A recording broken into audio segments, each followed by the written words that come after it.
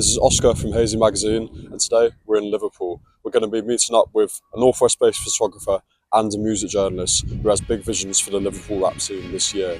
We're going to be talking to them about their creative practice and learn more about them individually as creatives.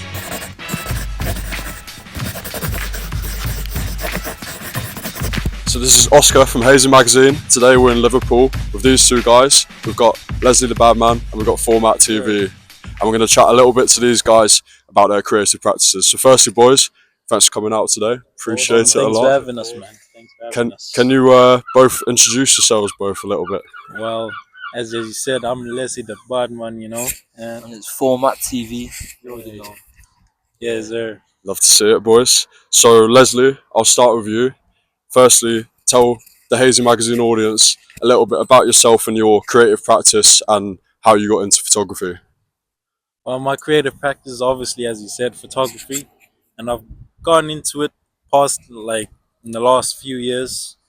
I've been interested in how it looks and the certain films that they use, and I just like to point and shoot. You know what I'm saying? That's when Levy's a bad one, you know. And also, AKA LTB Lenz. Watch out for that. Yeah.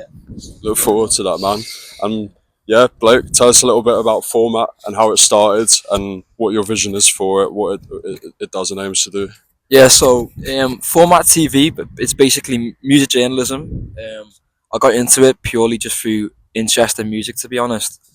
I always wanted to input myself in the creative scene, especially in Liverpool, but I realised I couldn't do music in it, or I personally don't think I can make music, so I wanted to try and error pretty much, and just in how I can input myself and sort of make something happen in Liverpool pretty much. Yeah I respect that, man. Everything's got to start from somewhere, and you've got a good vision for it, I think. Definitely. I mean, as of right now, we're building towards the future with it pretty much. But there's a lot of things, there's a lot of different ways that I want to take it and stuff like that.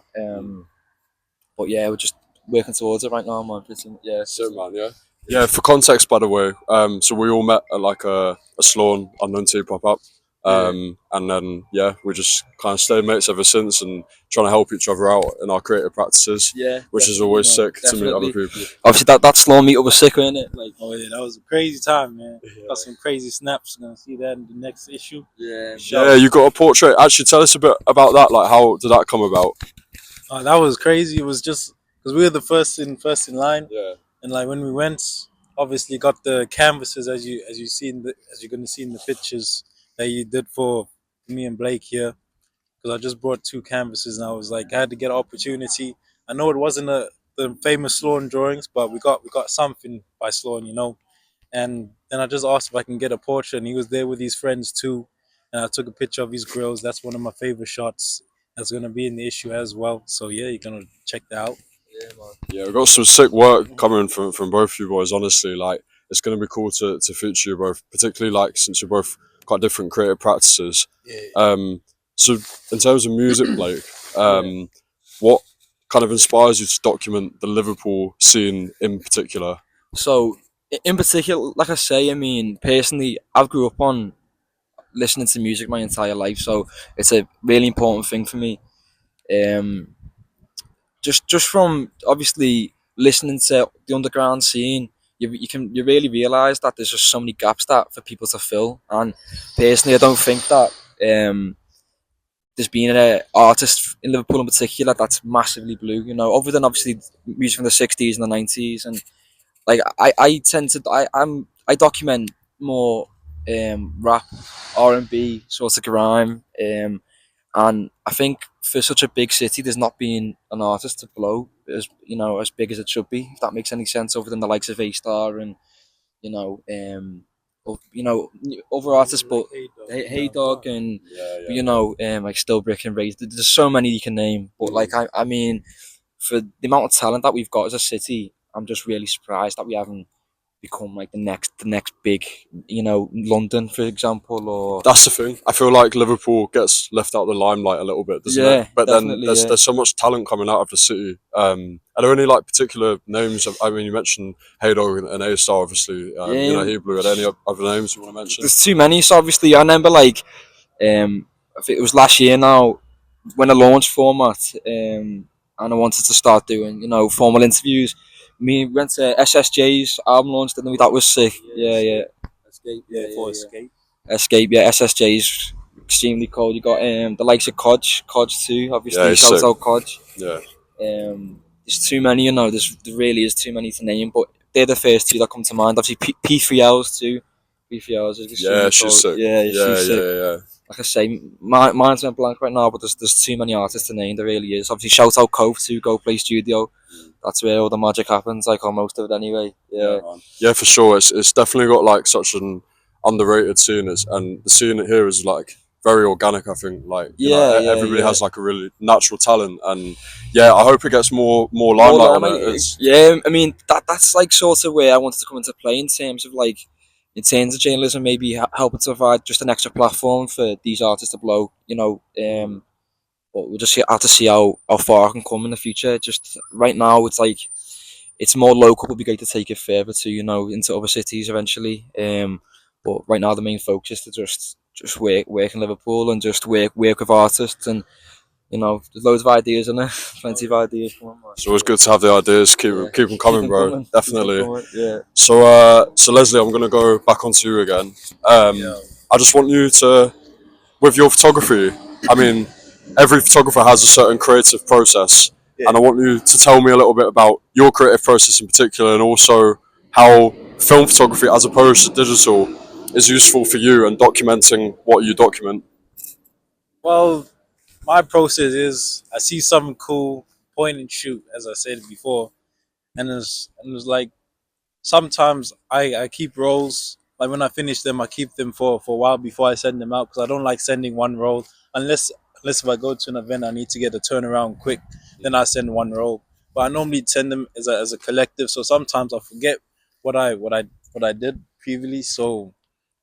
So now it's like it's still like random to me, like what I got that day or a few weeks ago, a few months ago. So it's like a nice surprise too. Yeah, that's the beauty of it, Yeah. isn't it? Like not remembering what you get, and the magic of film is you're so limited. You only have 24 or 36 photos per roll usually, Yeah. and yeah, not knowing what you're going to get back teaches you to be a better photographer sometimes as well. And like, do you think it's taught you to be a better photographer using film because you can't obviously see what you get? So in a way, Yeah. you have to just kind of go off instinct a bit more and like face these challenges that film can bring Yeah, sometimes. it's more like accepting like the imperfections and not trying to be perfect because like when we're on our phones taking pictures, obviously we can go back the instant we take them and be like, oh, I don't really like this, let me retake it, boom boom boom. But because you're so limited in the amount of pictures you can take on a film camera, you just learn to accept the flaws if there is any, and you learn to love them, and that's what it is. You find the perfection in the imperfections. That's what it is. For sure. And hence why I have the two different cameras. Got the 3.5 lens, so I get double the roll, or I just have the normal straight shooter. What's your favorite camera out of those two? And my favorite, I would love to say this one, the Kodak, because it's my first one that I bought. But then also gotta appreciate the original one. You got to switch it up sometimes, haven't you? Oh yeah. Yeah, for sure. And also this one is more sentimental. My girl got it for me 2-year anniversary, so special holdings. Special meaning for sure. Oh, yeah. Do you mainly shoot in black and white or color? I normally just choose random rolls. Really, I like to see which ones work the best. I like to try every single roll because the black and white pictures that you're gonna see in the issue, that was a random one. I thought they were in color, but when they came back, it was all black and white, and I was like, that was a surprise to me. Yeah. And it turned out great, especially the shots that y'all gonna see. So yeah. For sure, yeah, they came out sick, and yeah, the photos will be in the issue, which you can pre-order before the 11th of April, which is when the issue 4 launch will be. Make sure you be there, BOXPARK Liverpool. And Man. boys, I wanted to also ask you, maybe Leslie, starting off with you because you have the mic. Yeah. What's your vision with the photography in the next few years, and do you see it taking you anywhere in terms of projects or getting involved in different creative things like the magazine, for example? Oh yeah, it's getting involved in the creative scene, like because everyone obviously wants to be in the limelight, but sometimes you don't have to be in the limelight to shine. You know what I'm saying? So it's like it's also being around creatives, exposing them. We're using your platform, and obviously me and Blake here, close relationship. So also be at these events whenever when he starts, and then I'm also gonna be taking pictures. Gonna be on my own individual wave. He's on his individual wave, and we just come together as a collaborative moment. So yeah. And what's your vision, bro? What's your vision for format? The vision for format is just so this year, especially obviously we're in 2025 now, is just to see how much I can make it grow by the end of the year. You know, it'd be nice to throw a little event. That's something that I've been speaking about, or that we've all been talking about, really, as a collective, isn't it?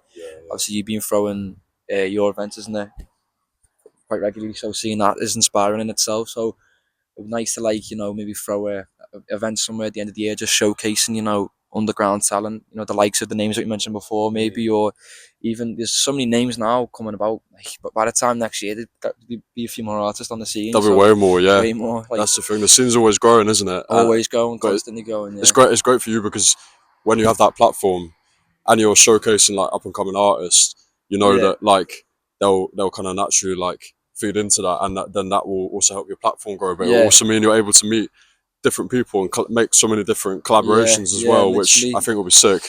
Yeah, that's like the beauty of it, really. It's like by meeting other artists, you're getting to know their music more. You're putting yourself onto different genres in it. I remember when I started, I had no idea that there was this many genres of music in Liverpool. Especially, hearing grime for the first time was new for me in Liverpool. And seeing all the talents, really. Yeah. Just seeing all the different types of talent, like. So just hearing all of that, obviously, to answer your question, it'd be nice to throw an event. It'd be nice to throw a little event somewhere by the end of the year, just showcasing different talents and have the likes of you there and just different journalists and just really networking with different people, especially Manchester. That'd be something I'd like to explore to the music scene in Manchester. Yeah, it'd be sick to cross the bridge between Liverpool and Manchester, because I feel like the music scenes here and between here and Manchester, they can be quite separate sometimes. But both cities have so much creative talent, and it would be sick to, like you say, bring some of those artists together. Yeah, definitely, man. Yeah, and that's what we're trying to do in Hazy as well. We've got a lot of Manchester artists coming up in this issue, so it'd be sick to do the same thing with format for sure. Literally, man. Show love to the north. You know what I'm saying? Of course, of course, mate. Of course. So, boys, I asked this question to every artist I interview for Hazy Magazine, and this goes with our motto of connect to the physical. So, starting off with you, Blake, how is physical media important in this day and age, specifically around your creative practice, but also in general? So I think physical media in terms of what, like in terms of so in terms of like, so I guess for music or your platform, whether you'd have these like real life events where people can physically connect with the work in real life rather than just on social media. It's kind of about taking it just past social media and trying to get people to come and interact in person. And, like, well, especially like you said there, I mean, by throwing these events, I feel like just by networking and meeting artists face to face, it's like completely different to just talking online and using social media. Like I say, for everyone listening who hasn't been to a show, you need to come because the music just sounds completely different in real life. So I think that's one thing in itself. And obviously, just by like you said before, we all met by just going to an event, didn't we? So I feel like by just attending these events and obviously meeting people, that's another big thing in itself. Yeah, man, you never know who you're going to meet at those sort of events, which is why it's important. Leslie, why do you think physical media is important in this day and age in photography, but also in general creativity? Well, in a sense, you got to get people outside. We can't be couch potatoes no more. We're just going to be there rotting inside the house. Like, now, we got to get outside, get people involved, take an experience away, and it's memories. Gotta grow up and tell your children, like, yo, I was outside there, and I was like, it's a big moment that you can look back on and something to be proud of. Like, I was involved in that, in the sense of like ownership, like the pictures is just nice. It's like to be like, I've captured a moment in time, like forever, and that's what it is. Like, get outside, don't be on the couch, don't be lazy. Listen to him. Don't get off your couch. Come out. Boys, thank you very much. I appreciate it a lot. Can you tell them, the Hazy Magazine audience, where they can find you on socials, etc.? You already know, on all socials, Leslie the Budman, Leslie with DA, Badman, of course, and then also go pass on to my boy. Yeah, Format TV, format.tv on Instagram, on TikTok too. Yeah, if you're interested in hearing some upcoming, you want to keep up to date with the upcoming scene, be sure to check in. Yeah, man, appreciate you having us, bro. I appreciate that a lot, boys. And you can find both these boys in Hazy Magazine issue 4, which will be out on Friday, the 11th of April. We're having our launch around the corner from here at BOXPARK Liverpool from 7 to 11. We're going to have an exhibition and live music from the Northwest as well. So be sure to check it out, boys. Thank you so much for coming. Appreciate it a man, lot. Take it easy.